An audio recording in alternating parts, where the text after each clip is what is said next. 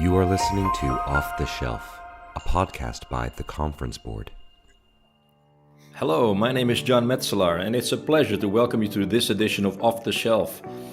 This series is brought to you by The Conference Board, and today I'll be sitting down with Gabor George Burt to discuss his not new book anymore, but still very relevant book that I think deserves more attention, Slingshot.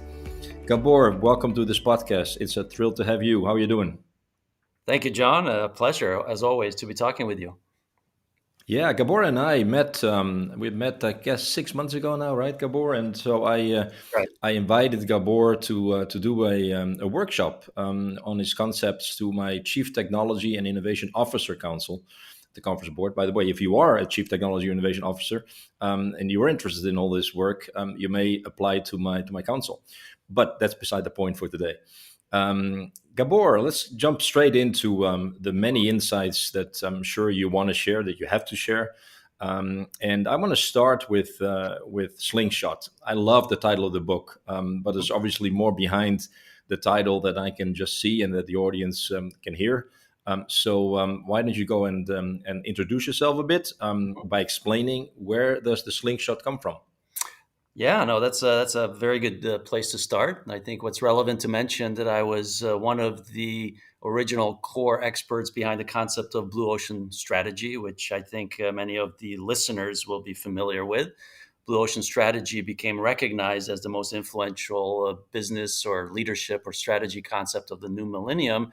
And the image, of course, is all about creating your own market space. So for over 10 years, I went around globally helping organizations to understand and apply the concept of blue ocean strategy and discovered a really interesting phenomena, which was that everybody loves the idea of creating their own market space, separating themselves from the competition, but very few companies could actually accomplish it. And I saw that there were really two main reasons for that.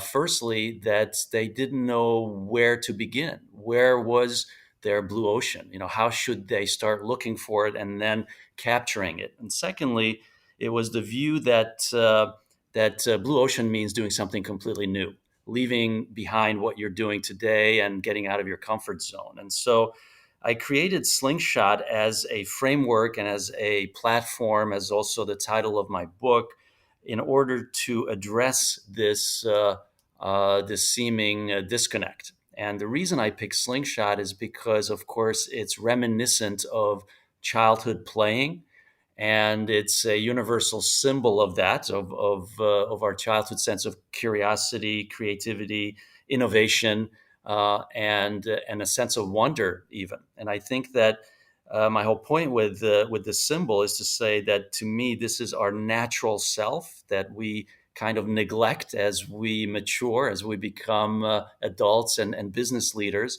And if we reconnect with that and combine it with our experience and systematically apply that sense of curiosity and innovation, then we have the perfect formula. And I would reference Albert Einstein, who said that play is the highest form of research, as well as Peter Mernholtz, who is a leading customer experience expert, who said everything we need to know about innovation we learned in kindergarten. And so what Slingshot does is taps into this and provides a very pragmatic, simple way of actually delivering and creating blue oceans, if you will. Now, I love what you're saying. I believe leaders should be readers, as I always say, which really means leaders should be learners, and that obviously what's at the basis of learning is deep curiosity. And you're so right in that metaphor or reference to who we were as children, which unfortunately many of us lose as we get conditioned into the realities of the world, and we see the world in a narrower and narrower way instead of in a broader and bigger way. That's right. There's something else in Slingshot as well, right? In the Slingshot concept, which is that of leverage, right? You pull back, and then you go forward with a larger force.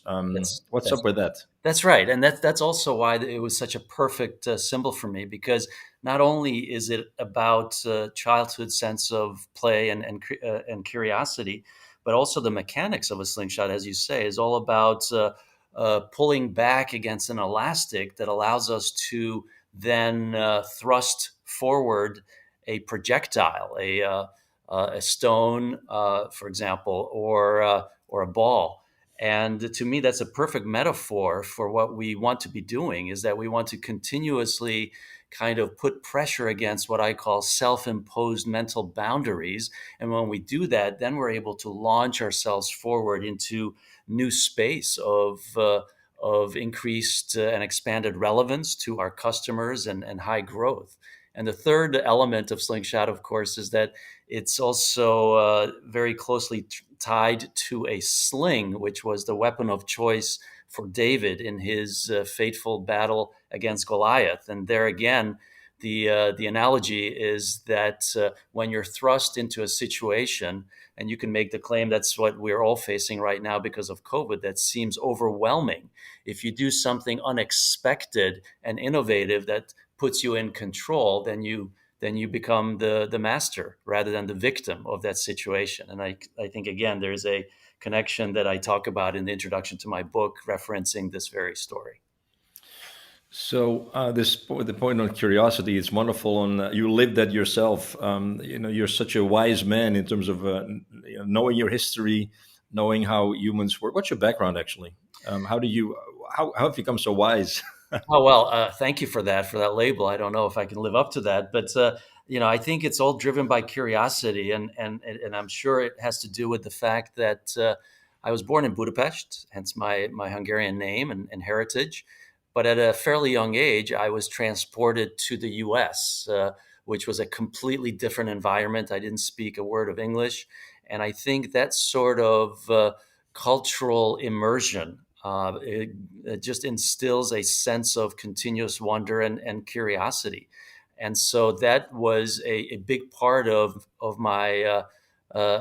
me growing up. And then I had an interest not just in travel, but also in psychology. So I studied, beside business, psychology. And I think everything I do really harnesses that to ask the question, what truly motivates people, right? So what motivates a leadership team to be aligned and in sync about a strategy of high growth? And what motivates a customer to really want to have a relationship with a brand or a certain organization, a certain company? And if you understand those relationships and the motivations of individuals and collectively of groups, then I think you have the ability to put yourself in position of mastery and to be the future shaper rather than reacting to others who are. I just love what you just said. When I joined P&G, Procter & Gamble, after my engineering degree and study, I thought I was going to go and stop, learning and start working. Little did I know that I've been privileged to gain so many experiences by just traveling around the world and even living in 3 different geographies. Absolutely. Similar to your story. And I'm so grateful for all the wisdom that I've been able to acquire. It's a very rich experience, and that wonder you and I share big time. I started my own company called JMet Connect, for lack of a better, for lack of more creativity. And I describe that as passion for innovation, fascination with leadership, and commitment to connect. Yeah.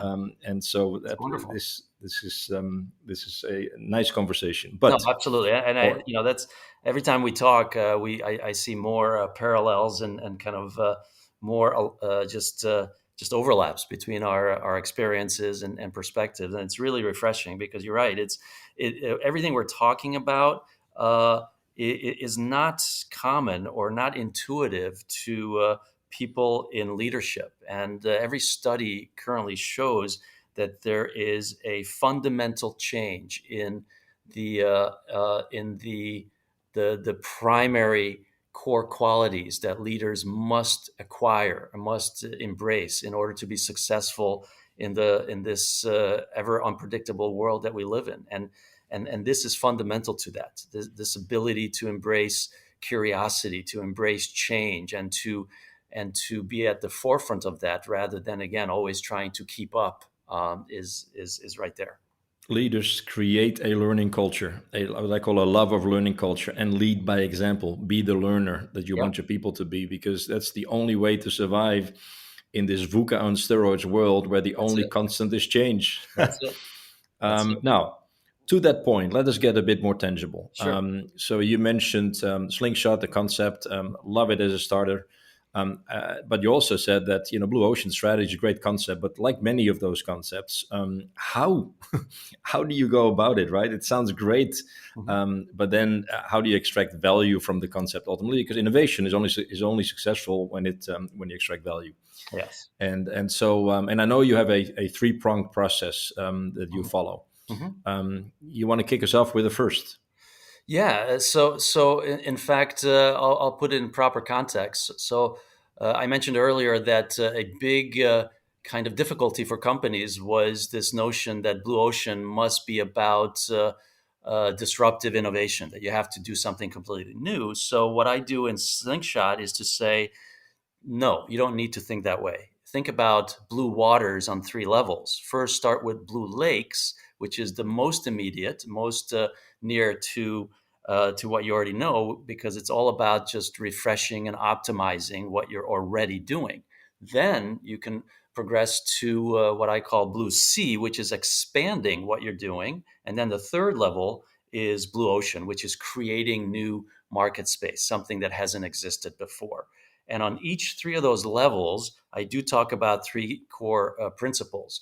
The first and foremost, the most important one, is to continuously identify customer pain points. So, where in their experience they're feeling the most disconnect, the most frustration, the most pain in their relationship with you, and then to transform those into points of delight and infatuation. So you take the worst point of their experience with you and you make it the best, and that is really the most important engine of innovation.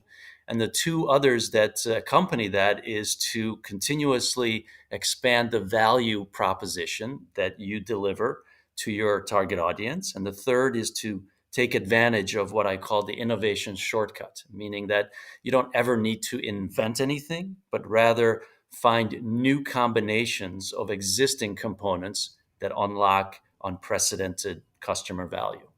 So may I push that a bit, and let me challenge you a bit on this. Not challenge, ask you a question Sure, rather. let's do Which is, I like your concept of okay, breaking down the blue ocean into, well, not breaking it down, but adding seas and lakes to it, right? And so Mhm. that makes it a bit more, what's the word?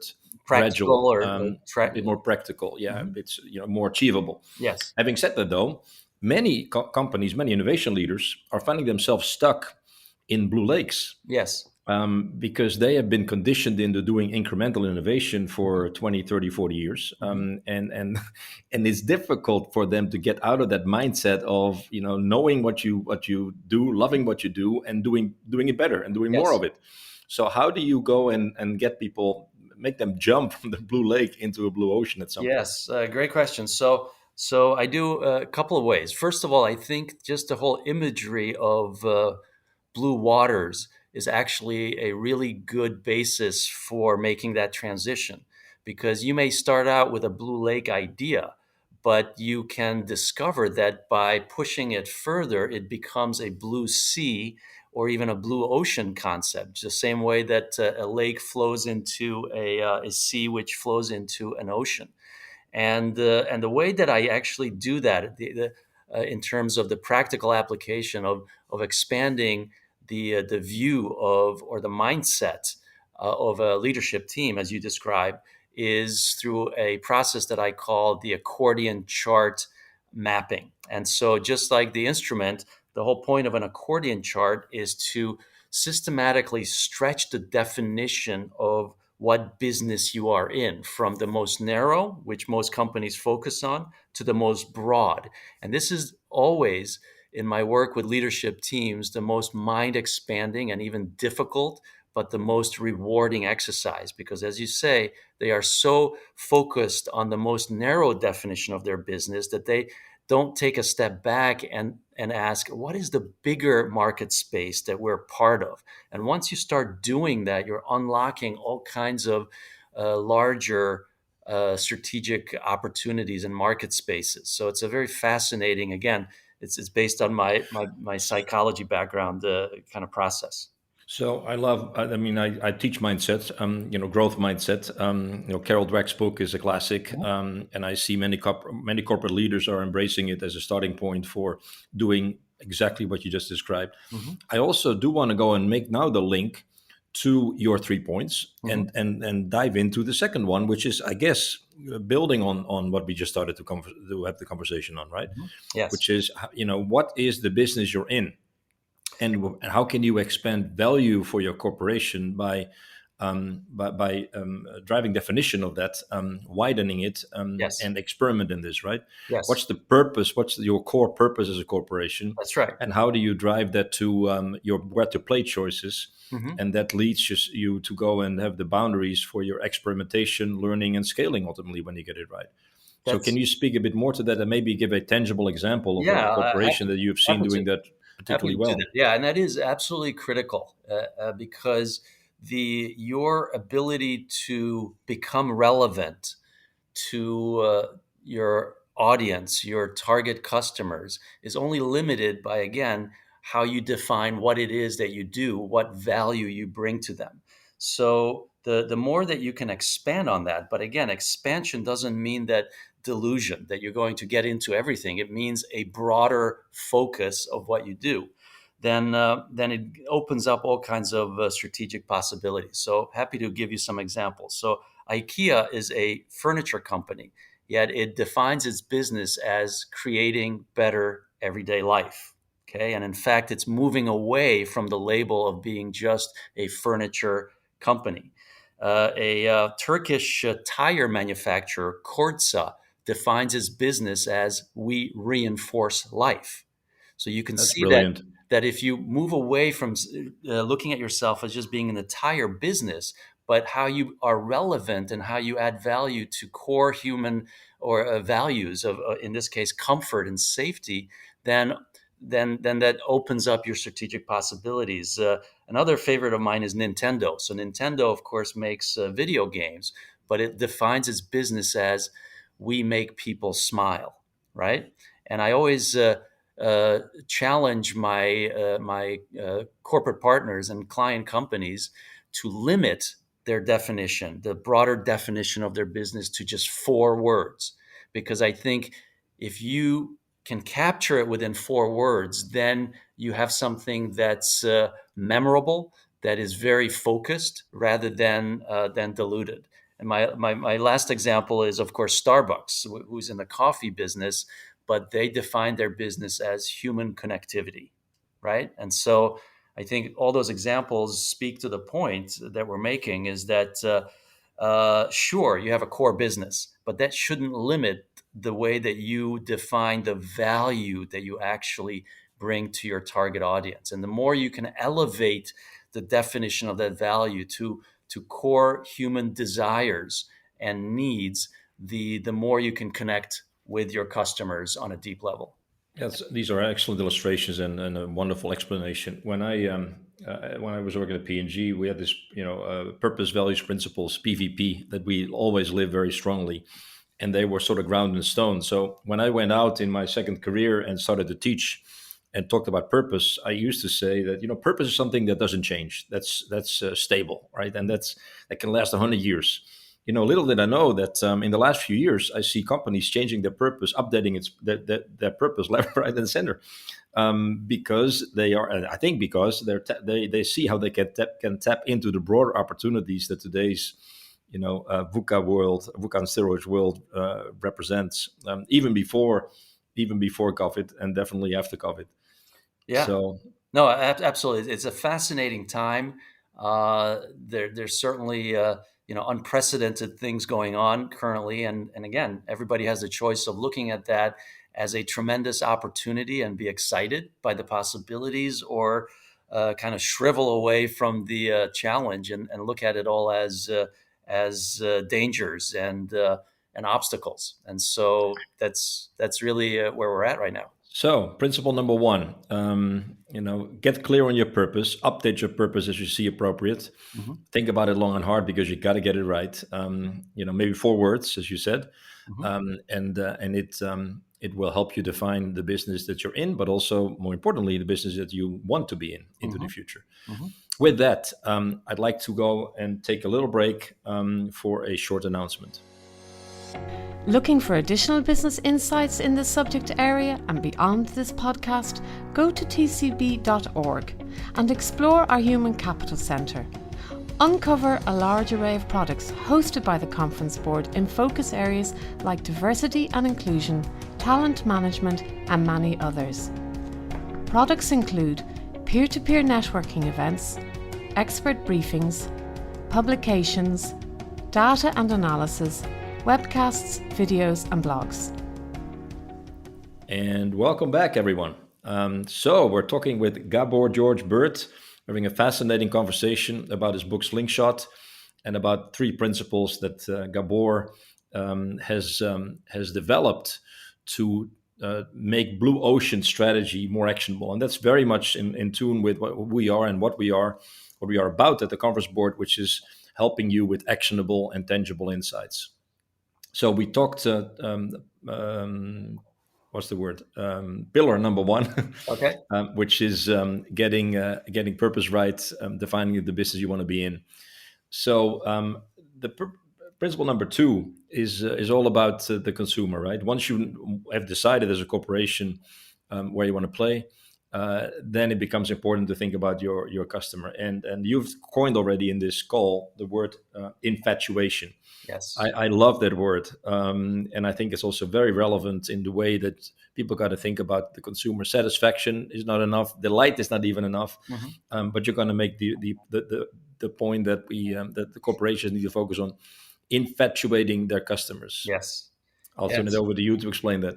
Absolutely. So infatuation is an incredibly powerful word. And I think there's an equivalent of it in every language.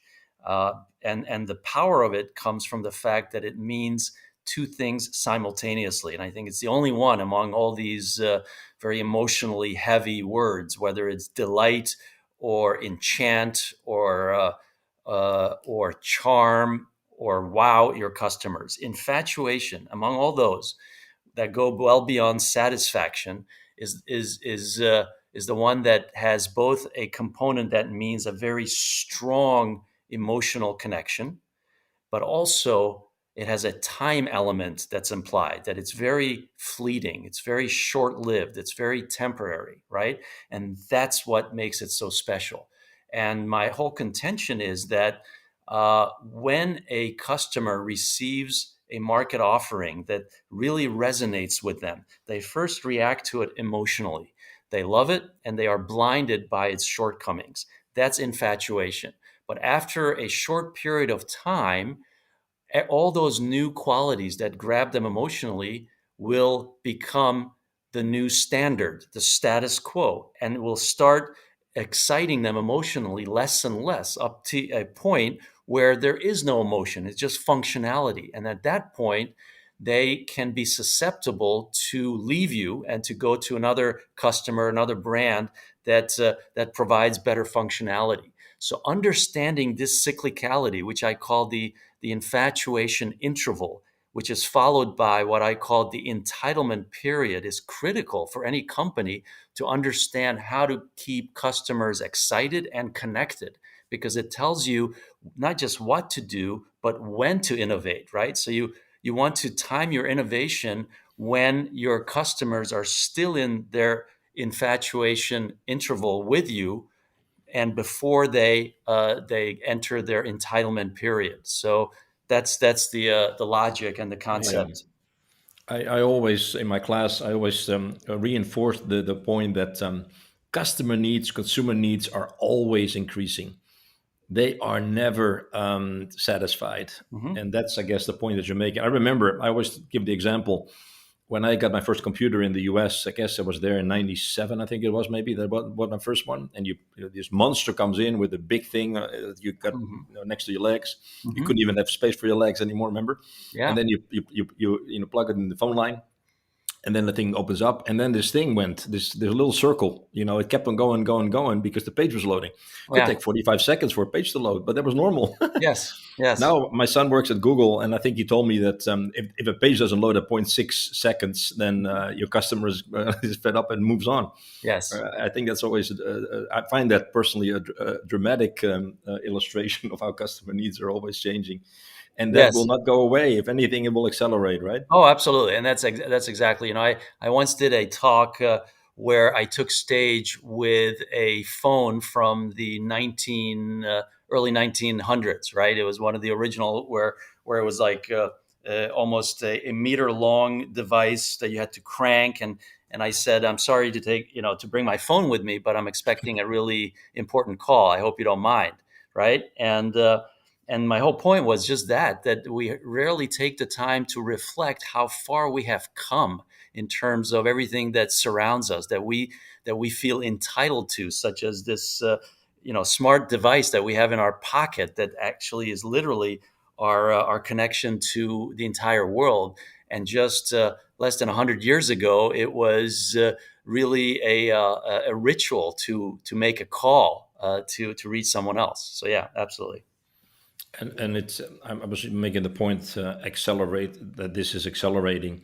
I was in my Asian Innovation Council recently, and one of the members was making the comment that they are already working on upgrades behind upgrades behind upgrades, just to be ready. And because you put an upgrade in there, consumers like it, for satisfied with it for some time, but the period of satisfaction is decreasing all the time.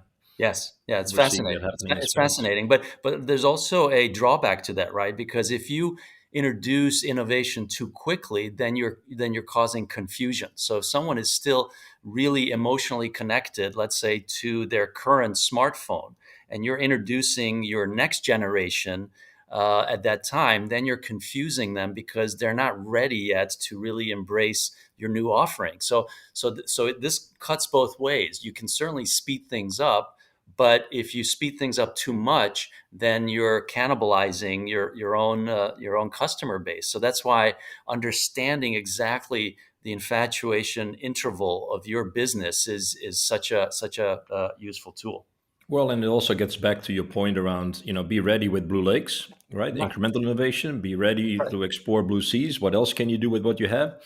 And then also keep looking for those discontinuities that may come from combining different things. Yeah, well, and it starts from the mindset that you make. By the way, on combining different things, that's a nice seg into the third bullet, right? Which is, or the third, what's the bullets are right? The third pillar, the third principle. Yes. And that is about, okay, you understand the business that you want to be in. You're clear on that. You experiment in it. And then you are clear on or you at least think how you want to infatuate your consumer. Now, then you need to go and do the work, right? How do you innovate? And I know you have some interesting thoughts to share on that part. Right. And so the whole point of the innovation shortcut is to say that every company knows that innovation is important, but how do you actually activate it, right? And so what my message is that you have a great reservoir, in fact, resources all around you, inside and outside of your company, that already exist, and all you need to do is combine them in ways that cause infatuation, and of course expand the value proposition of your business to your target audience. A really good example of that is Nintendo's Wii. So Nintendo is in the gaming business, and of course I referenced them just a couple of minutes ago. And before the Wii, the target audience for video games was 5% of the population, namely antisocial teenage boys. 95% of the population didn't have an interest in video games. And the key players, so Sony, Microsoft, and Nintendo, were really just locked in on fighting for market share for that 5% of the population, until Nintendo asked the question, well, what is holding back the 95% from playing? And the answer was obvious. They don't want to passively sit in front of the screen. And then the solution became obvious, right? How do we unlock interest? By introducing a simulation of actual real sports, and hence the launch of the Wii motion sensor and the whole Wii platform. And that was revolutionary. It unlocked interest among 95% of the population. And it was really just taking advantage of the innovation shortcut, combining two separate market spaces, one for passive entertainment, the other for active entertainment. Now you blend the two together, and not only are you causing infatuation, but now you're delivering even more value to a broader customer base. Because I would argue that Nintendo's Wii is not just about playing, it's quality of life. When doctors prescribe it for patients recovering from surgery to help with their mobility, or that it's introduced to senior living homes to increase morale and camaraderie. So that's an example of taking advantage of the innovation shortcut. I always say in my class, innovation is not invention. And I think that distinction is so important, right? Invention is where you invest money to go and create new technologies, and innovation is where you create value, as I said before, right? It's converting inspiration and knowledge into new value. Absolutely. Conversion, knowledge, inspiration. That's what innovation is all about.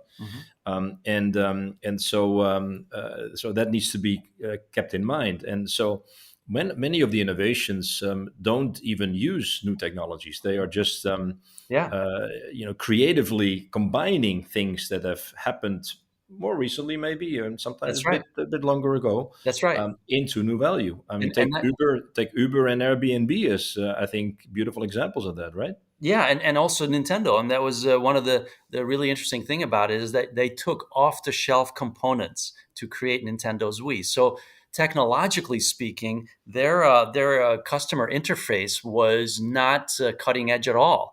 It looked more amateurish than the competition, but the value they provided, that they unlocked active playing on a more passive platform, was so much higher in terms of value provided that they could do that. That they could, as you say, it wasn't about technology anymore. It was more about the actual content. So with that, that loops us beautifully back to the wonder that we started with. All this requires an open mind, a growth mindset, a childlike mind to go and discover new things, to combine things from different functions, from different areas, and that also connects new technologies, new ideas to new business opportunities. And that's really another fundamental related to innovation. Absolutely. Gabor, I wanted to. I think we've covered very nicely your core concept and your three key pillars of getting clear on what business you want to be in, infatuating the consumer, and do the what you call innovation shortcut, which is be pragmatic, open-minded, full of wonder, and having that experimentation and learning mindset. So thank you for that. What's the one thought that you still want to leave the audience in terms of getting to, or in terms of actionable insight to get them better at innovation? I think a great summary of our talk together would be a quote by Muhammad Ali, who had a fascination with the word impossible. And he said that impossible is a word that's thrown around by people who'd rather live in a world that they've been given than to dare to explore how to improve it. And impossible is nothing. It's only a dare. And so I think that's a great way to sum up what we talked about, because it's all about this sense of wonder, as you say, and having the sense of excitement and confidence that we are all explorers and that we're given this ability to think and to enact things that haven't been around before. And And so we can activate that. And that's, my mission is enabling leadership teams to do that. But I think it all starts with that, is that all of us should accept this dare to challenge this word impossible that Muhammad Ali put so eloquently. I will not add anything to that because it's very powerful. Gabor George Burt, it was a real pleasure to have this conversation with you this morning. I'm learning something every time you and I connect. Thank you for all that. Thank you, John, for having me. I wish you good luck with the book. If anybody's interested in the book, please go and search it. It's easy to find. It's a unique name, unique concept, and it's very much worthy of your reading and internalization. Actually, let me add to that, John. Yes. I think important point is that I would be happy to make, in fact, that the book is only privately available. The best way to get it is to come to my website, which is GaborGeorgeBurt.com, and click on the button, and you can download the electronic book. And just for your listeners, I would be happy to provide the discounted coupon code, which is the word special. So if you write that in large letters, all uppercase letters, then it will give you a 30% discount to get the book. Thank you. That was a nice addition and well-deserved in terms of hopefully getting some audience, some additional audience to your website. Gabor, thanks again. I look forward to continue our relationship and see where next opportunities are. To the audience, I hope you found this as inspirational as I did. Thank you for listening. If you enjoyed this episode, please remember to subscribe to our Off the Shelf podcast series or explore the entire catalog of podcast programming from the Conference Board by visiting our website at tcb.org/podcasts. Thank you. Thank you all. I hope to see you again and hear you again, and stay in touch.